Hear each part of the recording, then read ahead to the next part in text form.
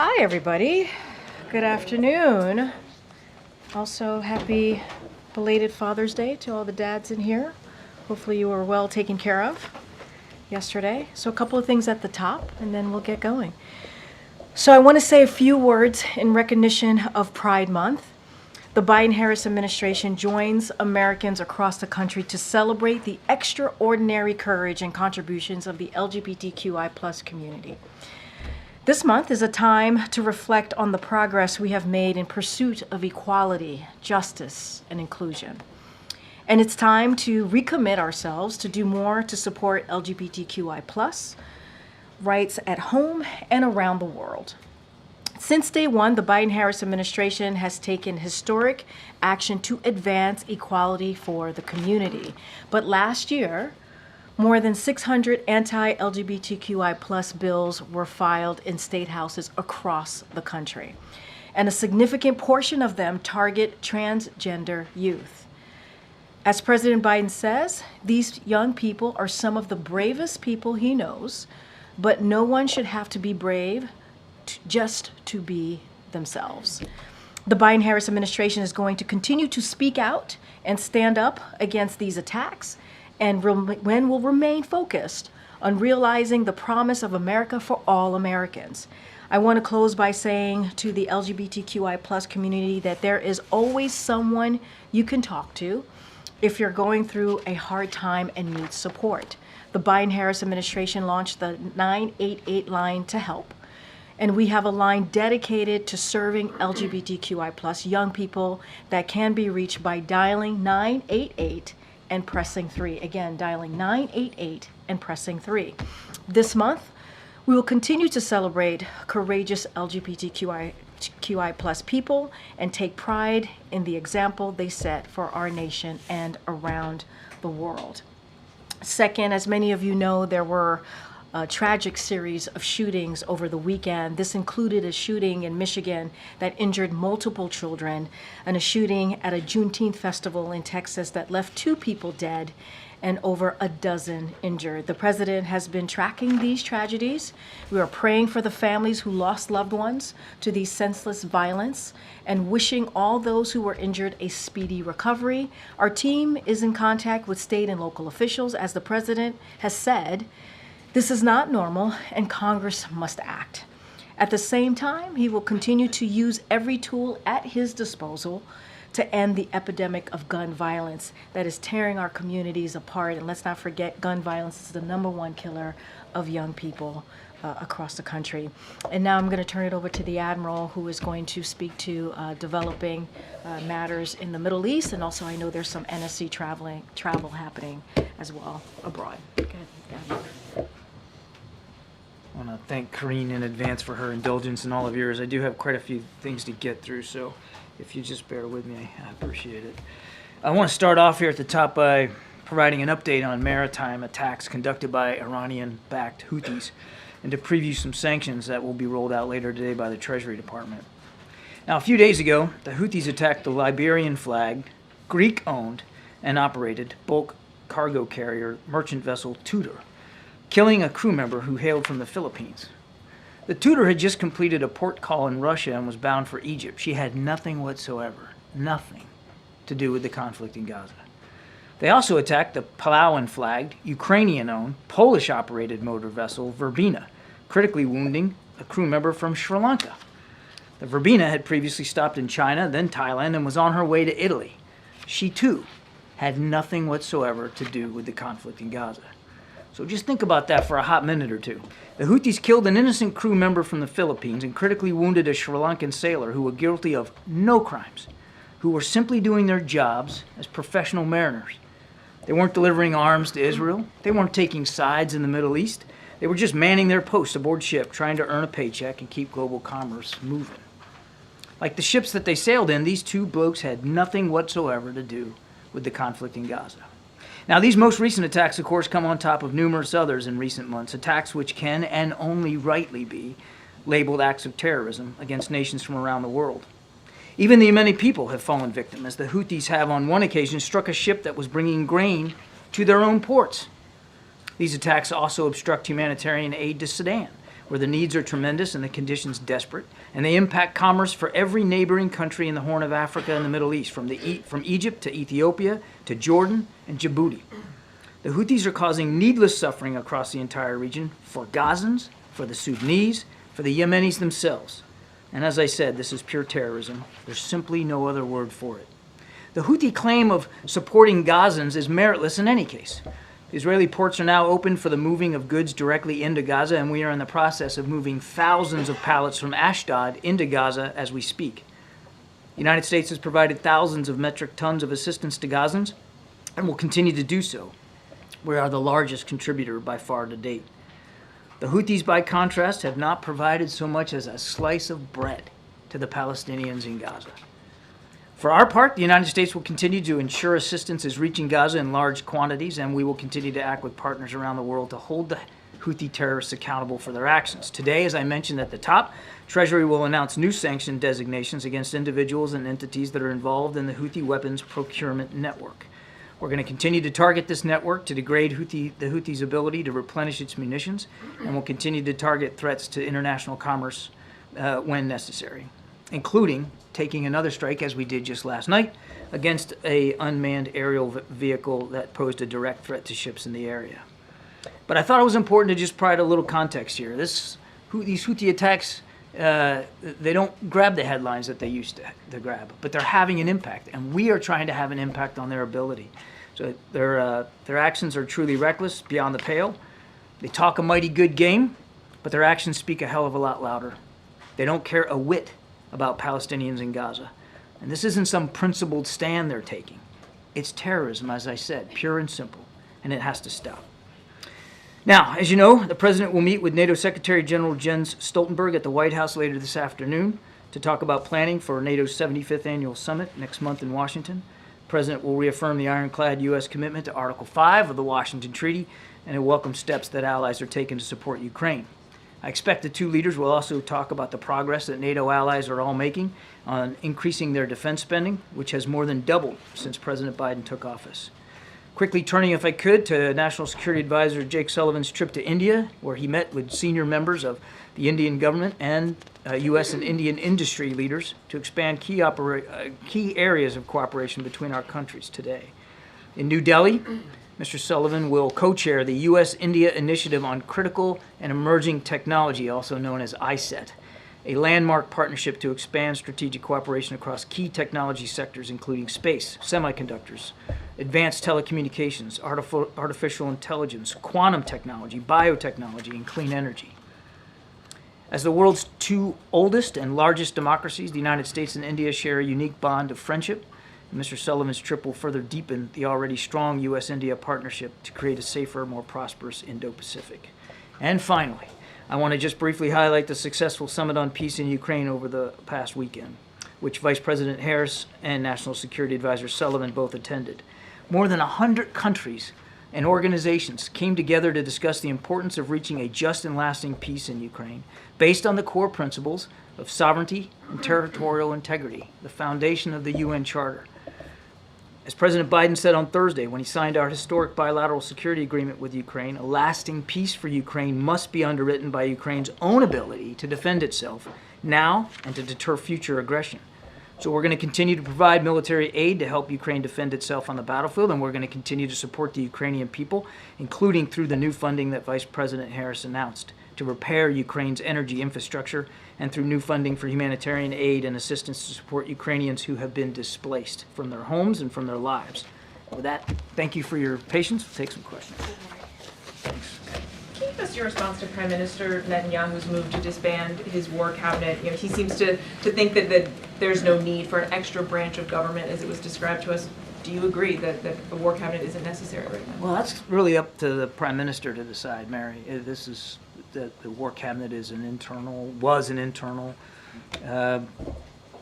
domestic measure taken by the Prime Minister to better advise and provide him counsel on the war.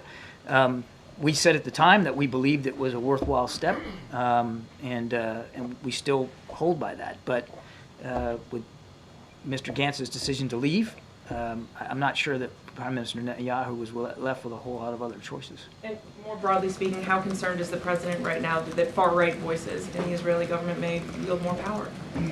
That's going to be up to Israeli leaders, and that's going to be up to the Prime Minister. We deal with the Prime Minister. The Prime Minister is the elected head of the Israeli government. That's who the president deals with. He will continue to do so. They don't agree on everything. They're not going to agree on everything going forward, but they have a long relationship with one another, and they know that they both have an open line to one another. So we're going to leave it at that. Thanks.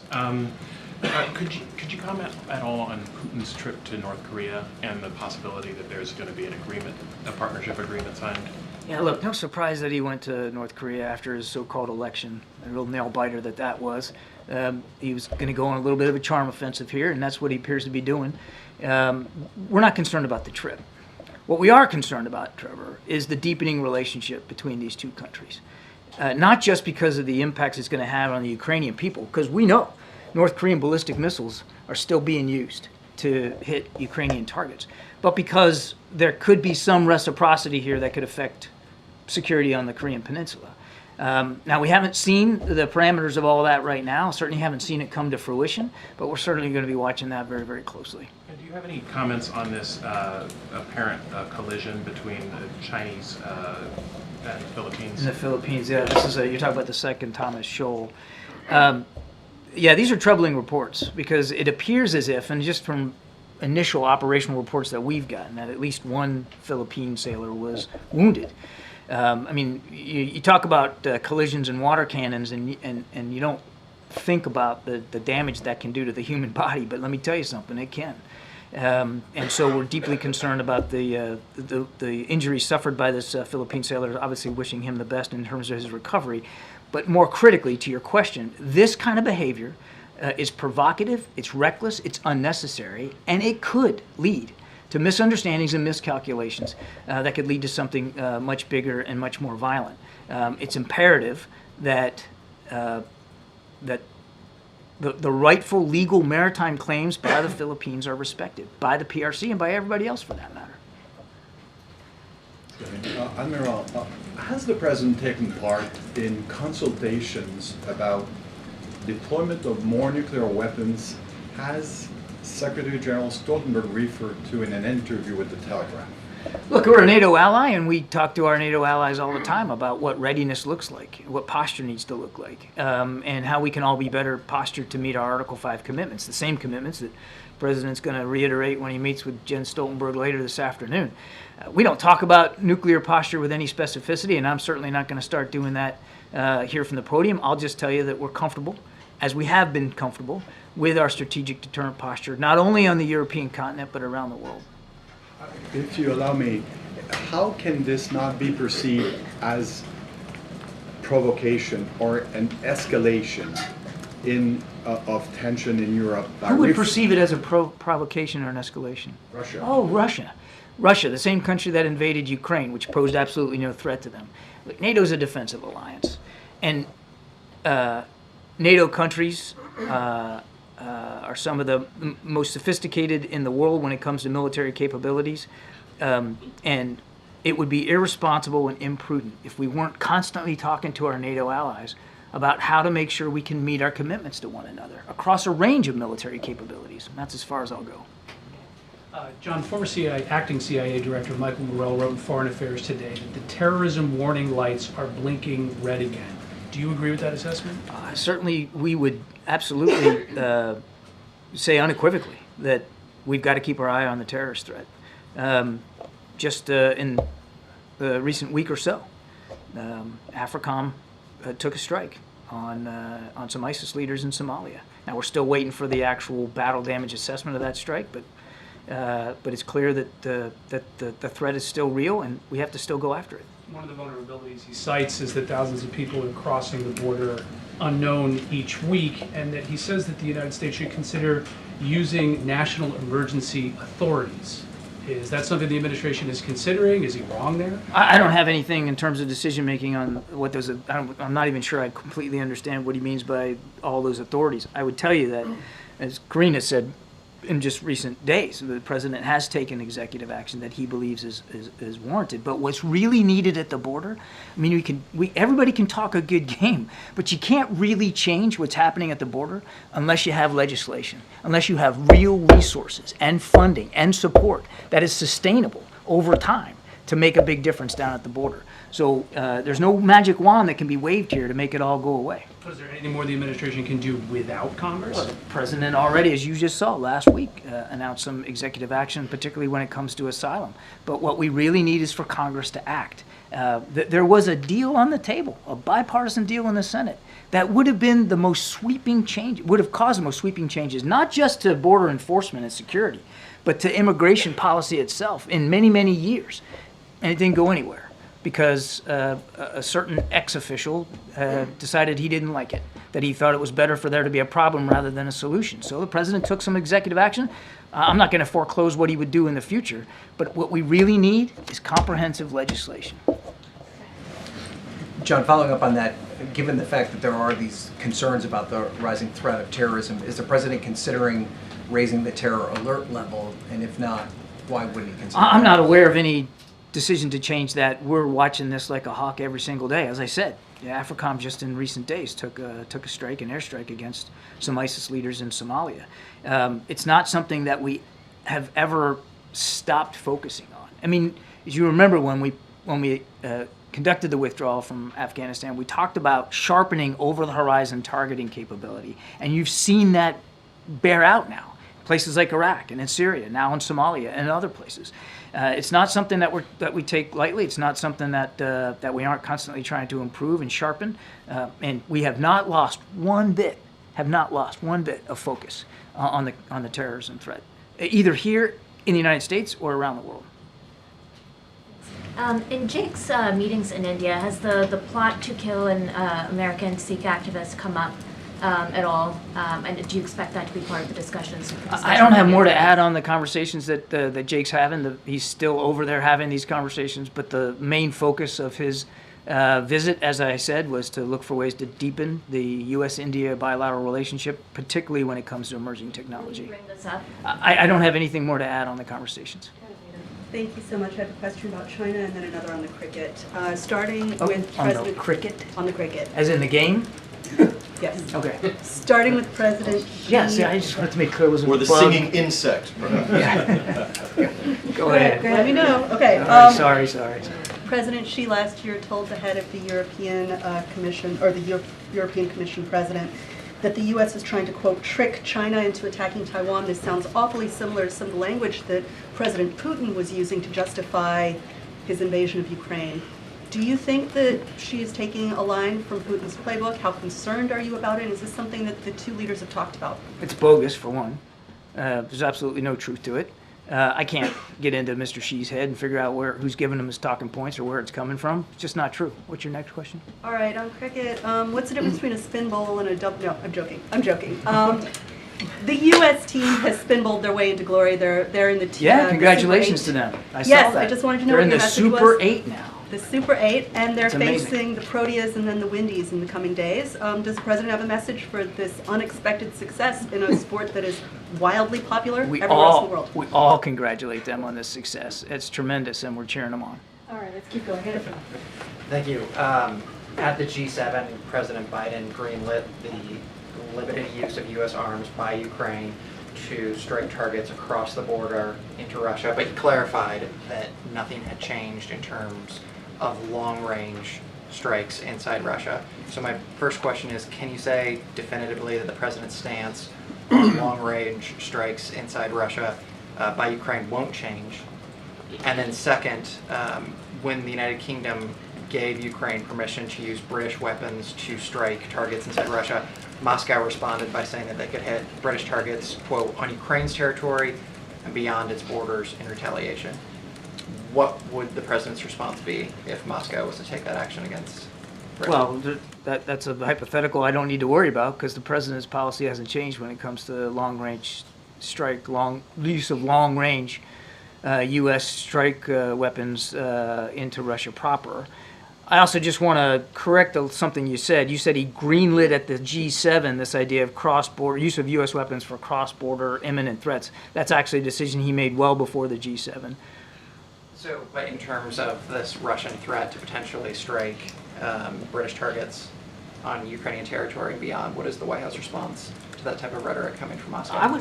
My response to Mr. Putin is this. If you're so worried about becoming the victim of attacks, and you're worried about your troops' livelihoods and your military units, then get the hell out of Ukraine. You don't have any business being in there in the first place. That's my best advice to Mr. Putin. Thank you very much, Karine. Hi, John. So President Biden has sent an envoy today to Israel and Lebanon. How real, John, is the possibility that this war will expand to Lebanon? Do you believe? Do you think this the full war there is more real today, the possibility, than it was a few weeks ago?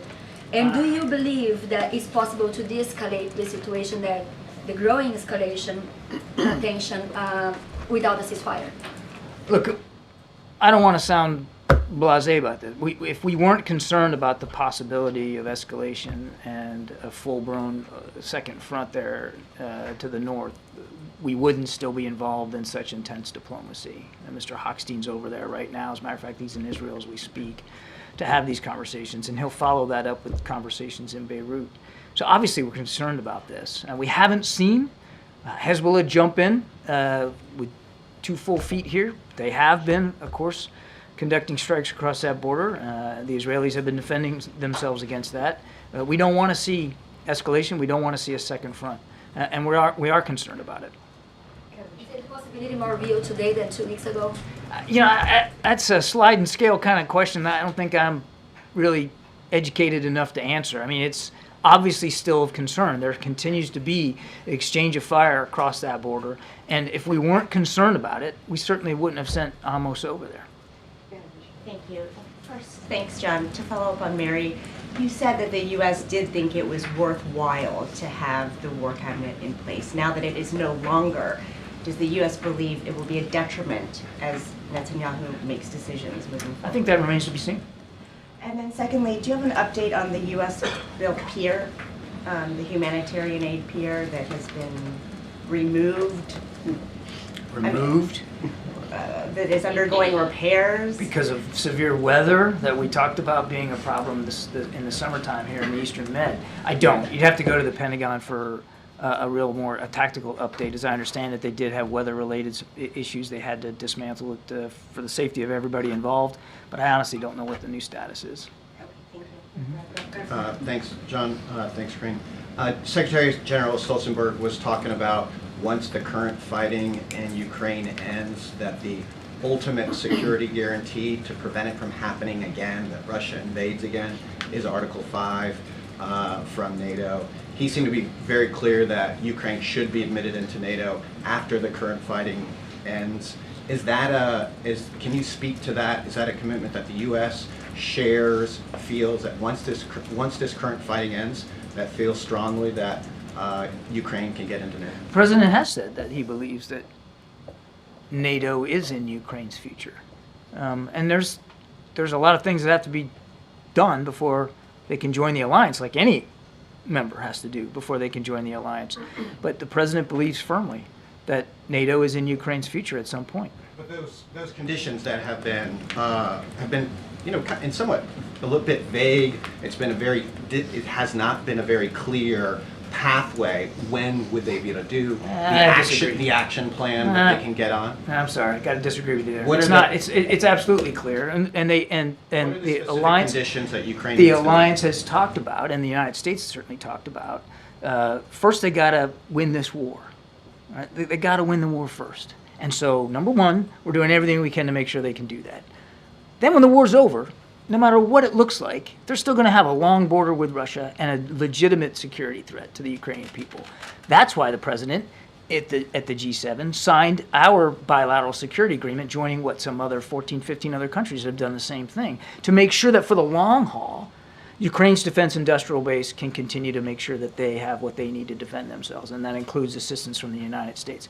That's the long haul. That will help that will help them defend themselves while they work on the necessary things they have to do, like any member of the alliance has to work on, for instance, on corruption, before they can apply for NATO membership. But we do believe that NATO is in Ukraine's future, and we're going to work with them every step of the way to get them there. Is corruption still a major concern for NATO alliance? Corruption is a concern, but there's certainly other things that need to be done for any nation that wants to join the alliance. And I want to reiterate that joining the alliance is an alliance decision. It's not something the United States can just make happen magically. It has to be done through the existing allies as well. Yes, in an interview with BBC. National Security Advisor Jake Sullivan said over the weekend that he had plans to meet with officials from Qatar and Israel while he was in Switzerland. Did he actually have those meetings, and is there any update you can provide on ceasefire hostage taking? I would just tell you that we have maintained communication with both Qatar and Egypt, and while I don't have any progress to report today in terms of where things are, we still believe this is a very live process, and these conversations are in fact being they're constructive, and we're hoping that we'll be able to get there. So yes, those conversations are happening. The president met with the Pope obviously last week. Did he raise his reported use of homophobic slurs when he met with him privately? I don't have anything more specific to speak to in terms of the meeting with the Pope. That's out of my swim lane at the NSC. But any response to his reported use of those words, of those terms? I just don't have anything for you on that. I'm sorry. Thank you. This morning, Secretary General Stoltenberg said in public comments that publicly President Xi has tried to create the impression that he's taking a backseat in the conflict in Ukraine, but the reality is that China is fueling the largest armed conflict in Europe since World War II. What's the U.S.'s view on that? We've already said almost the same thing. I mean, they are continuing to provide components for military equipment and weapon systems, microelectronics, that have helped shore up what, without that support, would have been a truly crumbling Russian defense industrial base. We've made those concerns directly clear to the Chinese as well. But he says that there are not enough costs being imposed on Beijing for that. Is that something that the President and the Secretary General are going to be discussing, how the alliance can impose more costs on China? I have no doubt that they'll discuss a range of issues important to the NATO alliance, and clearly that means supporting Ukraine, and clearly that means trying to make it harder for Russia to be able to murder and slaughter innocent Ukrainians and destroy Ukrainian infrastructure. And the Chinese, because of the support that they are providing to the Russian defense industrial base, certainly bear a hand in helping Mr. Putin do that. I didn't see those particular comments by the NATO Secretary General, so I'm not going to get into a back and forth on that, but I would just tell you, I'd encourage anybody, just look at the range of actions that we have taken to try to hold Russia accountable, not just from a perspective of supplying Ukraine, but in terms of going after their own economic ability. And look at how he's basically running on a war economy and nothing else. Here he is in Pyongyang trying to get more stuff from the North Koreans. We have done a lot to hold Mr. Putin accountable, and that means, and it has included, holding some of these Chinese companies accountable as well for the support that they're giving to the Russian defense industrial base. A Russian fleet has reportedly left Havana. Do you know where it's going and what your level of concern is about it? I can't speak for the Russian Navy. No, I don't have insight as to what their course and speed is and where they're going. And we've already talked about this. It's important to keep it in perspective. The Russians do this every few years. They make an excursion to the Caribbean and to Latin American waters. It's not new. Did it under Trump, did it under Obama, did it under President Bush. We watch it closely and monitor it as we should, no question about that. But as I've said earlier, this excursion of theirs doesn't pose a national security threat to the American people or to the homeland. Thank you. Hi, John. Can you update us on the talks being held in Jerusalem to prevent an escalation on the Lebanese border? I'm sorry, can I? There are talks like the U.S. I already Special talked about Envoy that a little bit. Holstein is in I Jerusalem. kind of answered that question before when I talked about Amos initiative. Yeah, but is it still your assessment that there won't be an escalation and that Hezbollah won't go far into this conflict? If we were so sure of that, we probably wouldn't have Amos traveling over there. We're concerned about it, obviously. All right, John, last question. Thanks, Karine. Thanks, John. One of the successes that President Biden touted at the G7 summit was this agreement by G7 leaders to provide $50 billion in loans to Ukraine. Can you walk through the process of how that money actually gets to Ukraine, when it is provided to Ukraine, what that money is used for specifically? I think the modalities of all that are still being worked out, John. I couldn't detail it for you here today, but it's basically about taking the windfall profits off these frozen assets, turning them around and doing something good with them. And so they're provided as a quote-unquote loan to Ukraine, for Ukraine specifically. I mean, it'll be up to President Zelensky to decide, but the idea is to help him repair his infrastructure. The infrastructure that's been damaged by Russia's aggression inside the country, and to help them with reconstruction. And you don't have to wait until the war's over to do that. In fact, that would be a terrible thing to do to the Ukrainian people. So it's a way to get that reconstruction started right now, and have Russia literally and figuratively be the one foot in the bill. Can you explain why you just called it a quote-unquote loan?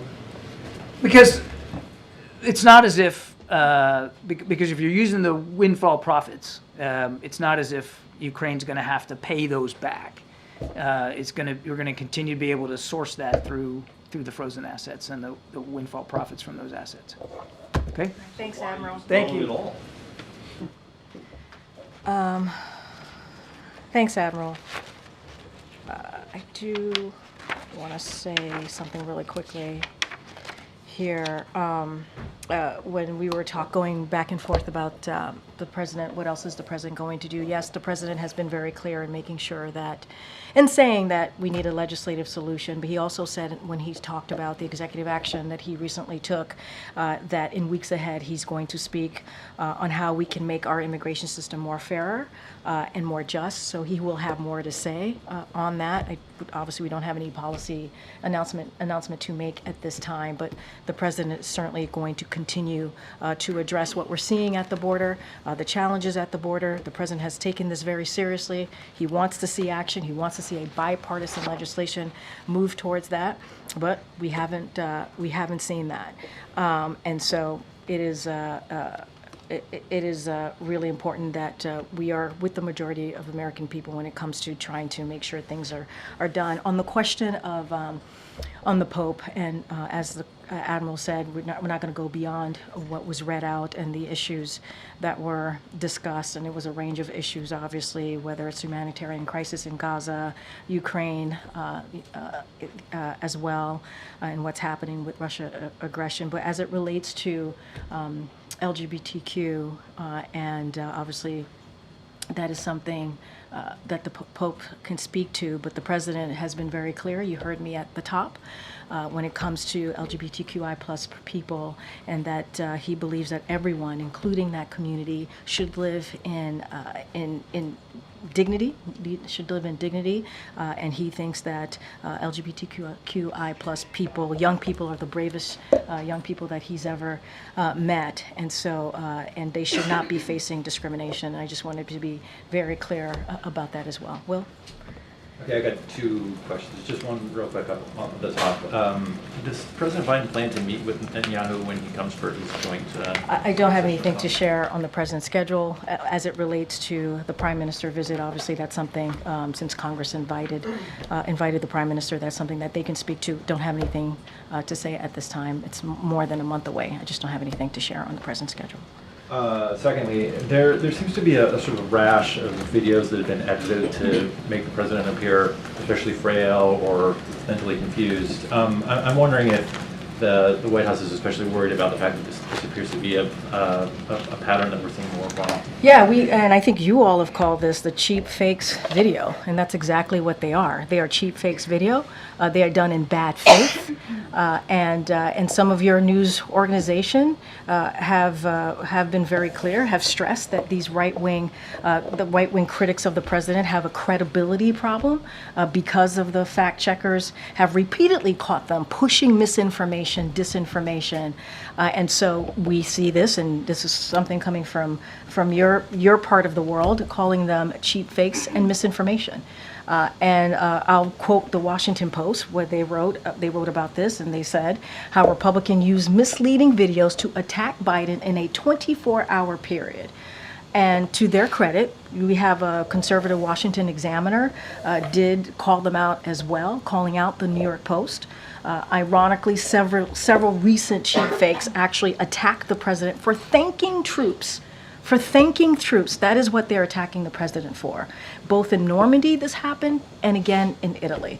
And I think that it tells you everything that we need to know about how desperate Republicans are here. And instead of talking about the president's performance in office, and what I mean by that is his legislative wins, what he's been able to do for the American people across the country, we're seeing these deep fakes, these manipulated videos. And it is, again, done in bad faith.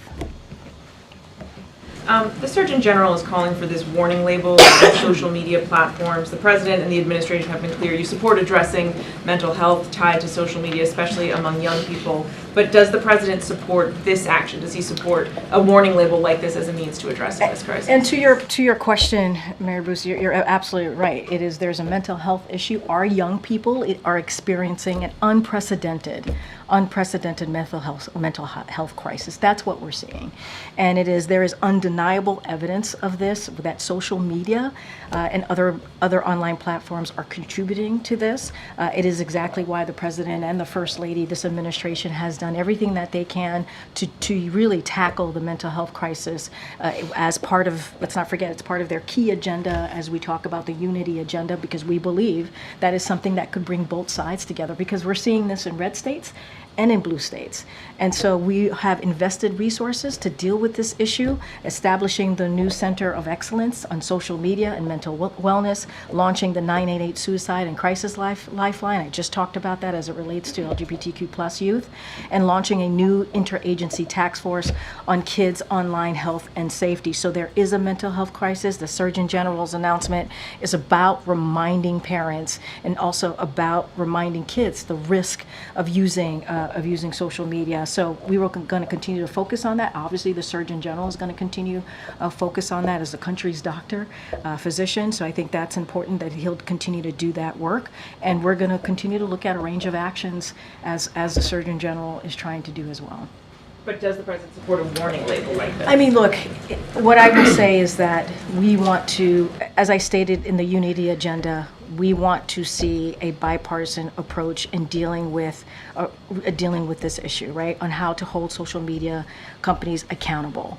The Surgeon General made this announcement, reminding parents, reminding kids what's at stake here, understanding that mental health is a crisis. There is a crisis here in America, but we believe that the way to move forward, the best way to move forward, as we say, there's always going to be policies that we're going to introduce from here, but the best way to move forward is to deal with this in a bipartisan way. We believe that this is why we included it in the unity agenda. This is going to be a continuation of what this president does in his term here. Is let's deal with this in a bipartisan way, because it matters. It's not about red states or blue states. And just a scheduling question. Yeah, The sure. White House schedule has the President departing for Rehoboth tomorrow and then flying to Camp David on Thursday evening. Is that it for the next week? I mean, should we expect the President to hold any kind of public events before the debate this week? I will say stay tuned. The President's, it's in, we're still always working through the President's schedule, as you know, sitting in these seats.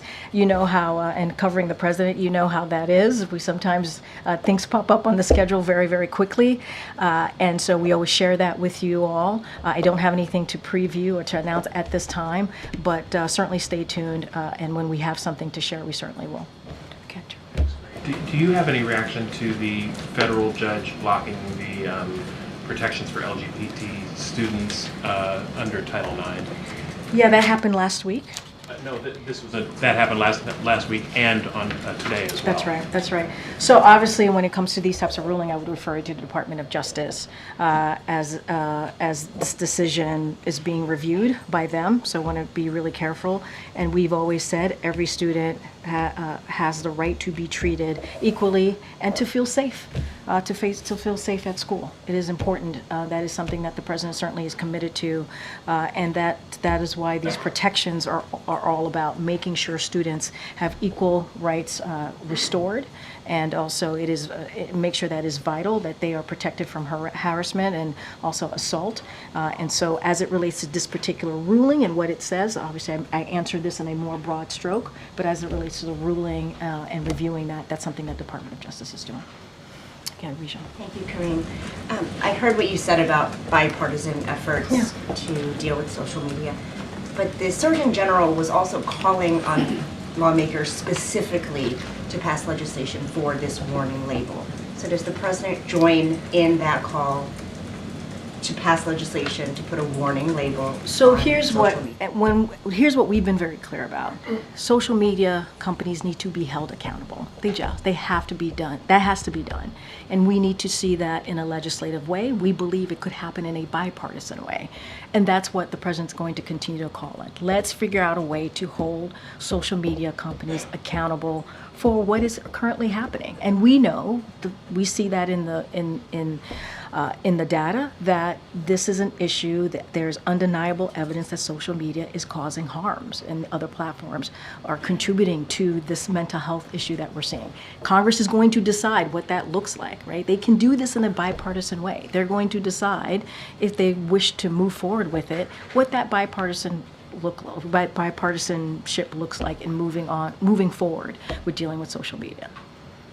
So I'm not hearing a yes or no on the label. What I'm saying is that there is a need, and it needs to happen, to hold social media companies accountable. The Surgeon General made a very powerful statement in that op-ed, stating that there are risks, making sure that parents are aware, making sure that kids are aware that there is a real risk. And certainly that is something that the Surgeon General should be able to do. And he's talked about this multiple times. It's not the first time that he has talked about social media and the risks that the platform and the evidence shows that leads to certainly mental health crisis. So there's legislation that needs to be done. It needs to be done in a bipartisan way. The Surgeon General is also asking legislation to be done, and so we need to work on that. And we'll see what that ultimately looks like. And then 10 days out from the debate, can you share anything about how President Biden is preparing, including who is sitting in for Trump? So look, that is something that the campaign would gladly answer that question for all of you as to what that's going to look like. That is something that lives with them. The president, as you just mentioned, is going to be headed to Rehoboth, as Mary was asking me, and then he's going to go to Camp David. And certainly we will share, as we do all the time, who's traveling with the president. That's the best way I can answer that question. Thanks, Karine. Given the Supreme Court ruling last week, would the president encourage Congress to pass a law banning bump stocks? So I do want to say a couple of things about that. Weapons of war have no place in our streets, especially of a civil society, no place. Unfortunately, the court's ruling strikes down an important common sense regulation on devices that convert semi-automatic rifles into weapons that can fire hundreds of bullets per minute, also known as bump stocks. So in Las Vegas, as many of you covered, bump stocks were used to carry out one of the deadliest mass shootings in American history, killing 60 people who were simply trying to enjoy a concert, a music concert. We continue to pray for them and their families as they continue to deal with the horrific of that horrific event, and the people of Las Vegas and beyond who are tragically affected by the epidemic of gun violence. You heard me talk about that at the top of this briefing, and talk about even what we saw over the weekend. We continue to call on Congress to immediately ban bump stocks and assault weapons and take further action to implement common safety measures. And so the president has taken action. He's done more than 24 executive actions. We have a historic office that deals with gun violence, and certainly that's led by the vice president. The president continues to talk about this issue, and he wants to see, again, another place where he's done the work from this side of Pennsylvania.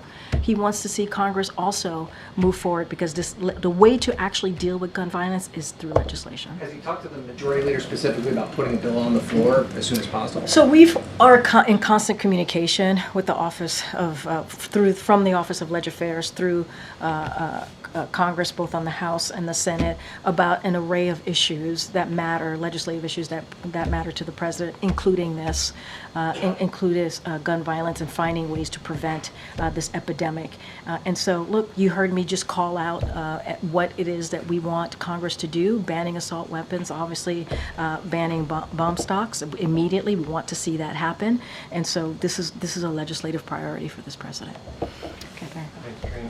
The president said this weekend that the next president is likely to have 2 new Supreme Court nominees. Can you talk to the thinking behind that? I got to be mindful here.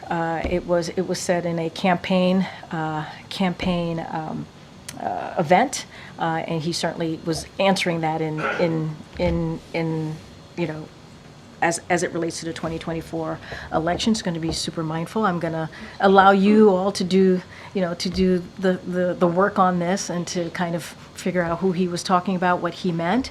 But look, I'll say this.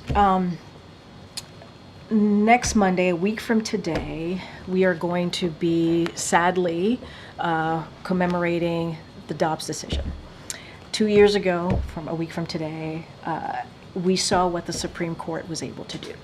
They were able to overturn Roe v. Wade, which was the law of the land for almost 50 years, which gave women the ability to make a decision on their own body, gave women the ability to make important, critical, difficult decisions on their health care. That was taken away. And when that was taken away, we saw contraception is now under attack. We see now IVF is now under attack. We saw what Republicans did just last week.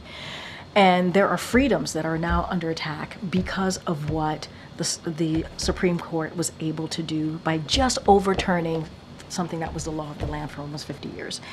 And we know that happened because of what the former president did, which was appoint justices who he believed would be part of overturning Roe v. Wade, and they did just that. Disliking what the current justices do is different than getting the opportunity to nominate 2 But I think hopefully you're seeing how I'm trying to connect the two, right? It was said back in 2016, right, that we got to be really mindful on how we move forward here.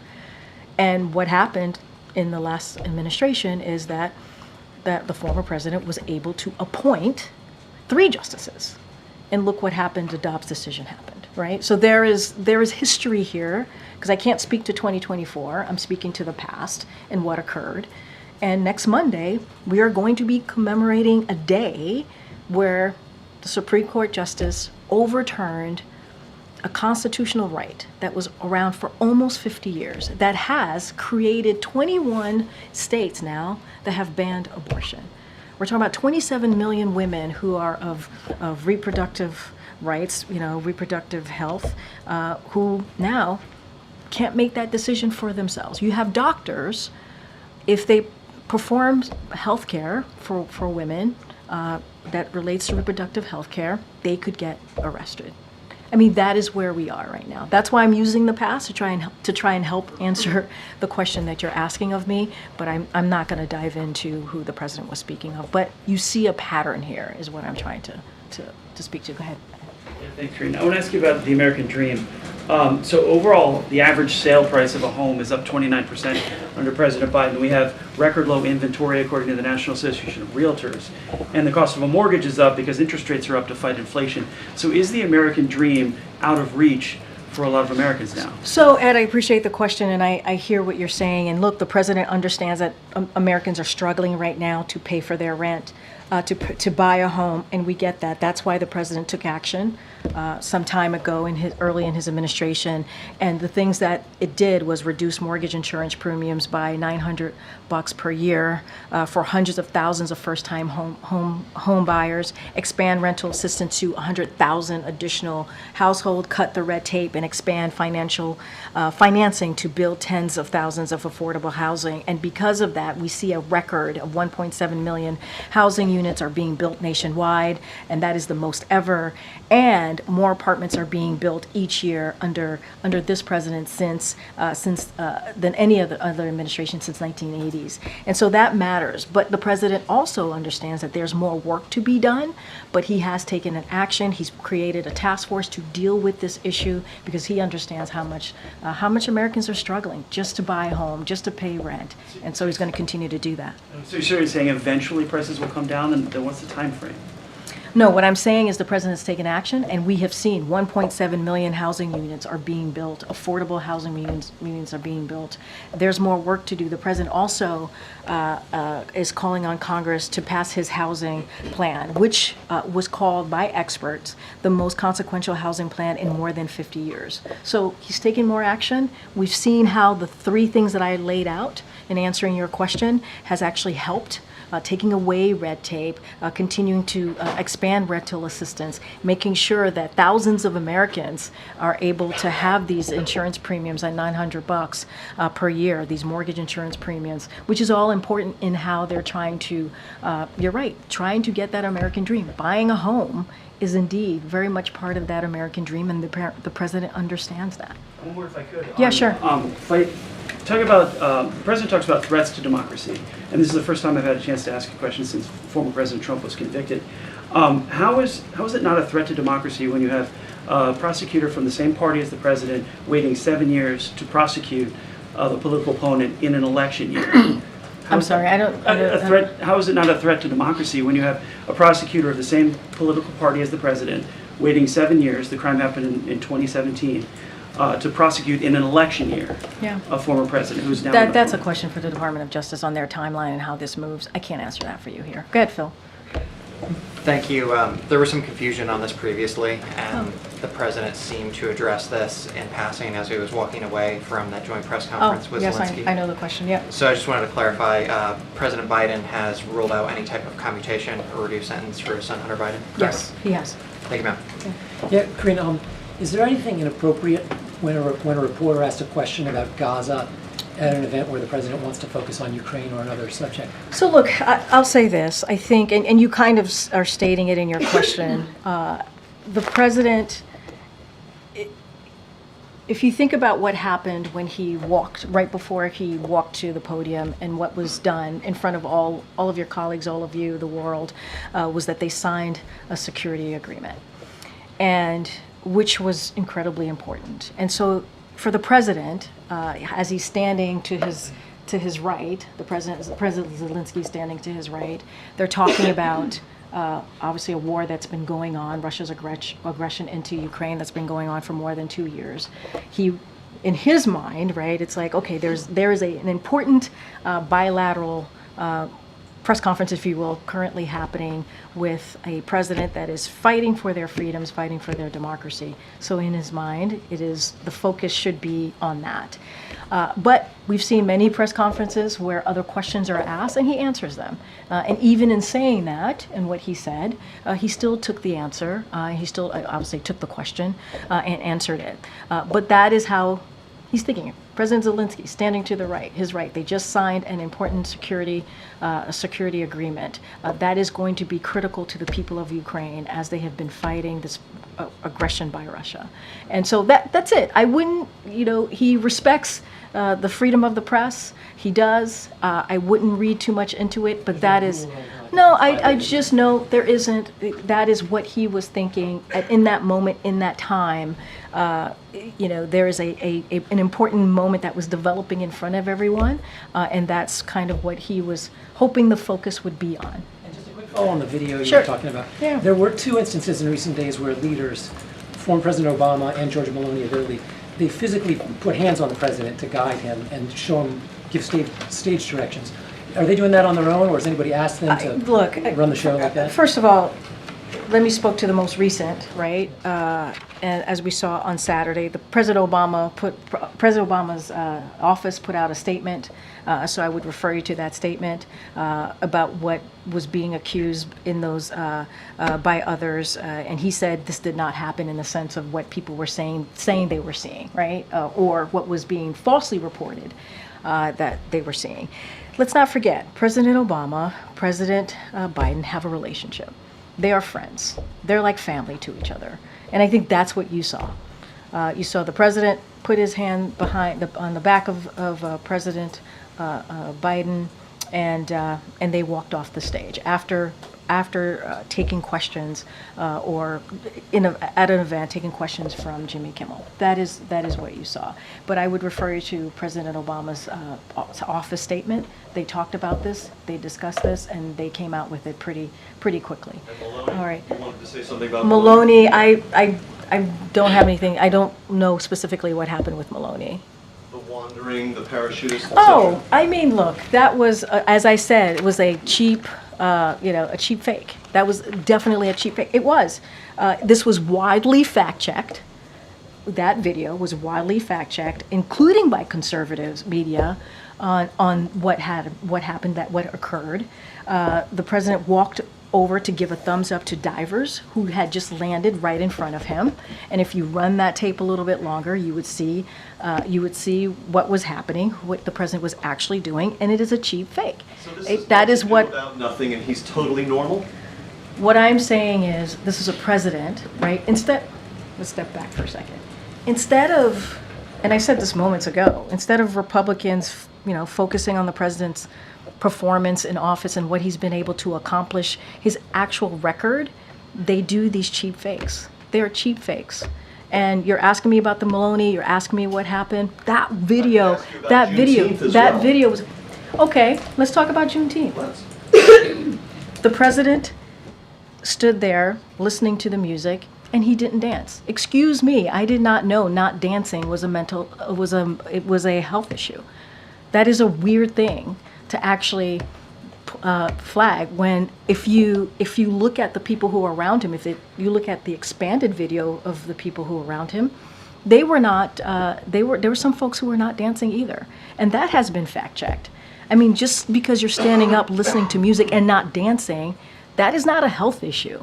That is just not a health issue. Majorities of American voters who are telling pollsters repeatedly for years now that they have serious concerns about this president's cognitive fitness are being misled by cheap fake videos? Is that I'm what you're saying telling that us? there have been, in recent weeks, there have been cheap fakes videos that have been fact-checked. They've been fact-checked by conservative media as well, to say that these videos are false. They're purposefully being altered. So he's That fine. is, So he's that fine. is, look, He's fine. the president has done more in his 3.5 years as president than most modern day president. And what he's been able to deliver. He's able to do that because he knows what he's doing. He knows how to deliver for the American people. He's able to make sure that we attack climate crisis with the Inflation Reduction Act. He's made sure that we're able to create 15 million jobs, 800,000 manufacturing jobs. He was able to make sure that unemployment went down. He was able to make sure that we are able to have Medicaid actually able to negotiate with pharmaceutical companies, something that no other president has been able to do. This president has been able to do. I think that tells you everything that you need to do by looking at his record. And what you're seeing right now is Republicans, instead of talking what I just listed about, what I just talked about, they're really diving into these cheap fake videos. And it's in bad faith. That's what I'm saying. What they're doing is pure bad faith, and it's been fact-checked by many, including conservative fact checkers. Go ahead, Naomi. Thanks, Karine. Just on another topic, does the White House have a comment on Press Secretary or former Press Secretary Jen Psaki's testimony that's upcoming about in front of the Foreign Affairs Committee about Afghanistan? I don't have any comment at this time. Sorry, you sort of said last that next week you are going to commemorate the anniversary of Dobbs. Are there new measures that we should expect, or? So don't have anything to read out at this current moment, but obviously the president and the vice president are going to continue to talk about the Dobbs decision and how that's affected millions, tens of millions of women across the country, and the devastating impact that we see. Once we have more to share, certainly we will. I just don't have anything at this time. All right, thanks everybody. I'll see you tomorrow. Bye guys.